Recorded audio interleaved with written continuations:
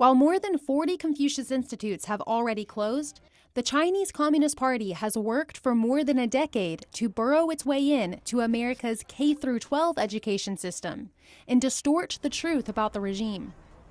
Rachelle Peterson from the National Association of Scholars explains in her report that it starts with the College Board, which in her words is corrupted by the CCP from the inside out.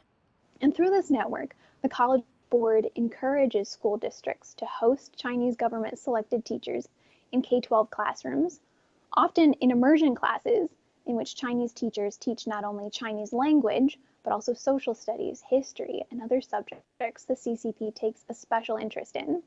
Peterson says the College Board is bought off by the CCP and has been for nearly 2 decades. The College Board also worked with the CCP to develop the AP Chinese Language and Culture course, which high school students can take to earn college credit. One professor says a major problem is that the Communist Party eradicates traditional Chinese culture and replaces it with Communist Party-approved narratives. Whereas in the Cold War, we were very aware that we didn't want Stalinist literature for our students of Russian language. We wanted them to be reading the Russian classics. And for some reason, we think it's okay for literature and textbooks coming out of communist China to be normalized among our student population. So I think that Gilly emphasized that the enemy is the CCP rather than the Chinese people.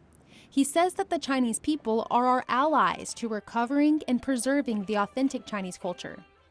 We need to develop alternatives, and we need to root out the pernicious influence of the CCP. We cannot let the next generation of Americans be trained by the Chinese Communist Party. So how can U.S. citizens make an effort to push back against the CCP's encroachment? The scholars suggest a few approaches. Avoid participation in the CCP-backed AP Chinese courses and demand an alternative. Support the Atheni Act, which calls to withhold taxpayer funds from colleges that have agreements with the CCP. The petition can be found on atheni.org/legislation, and the full report from Rachelle Peterson can be found on nas.org.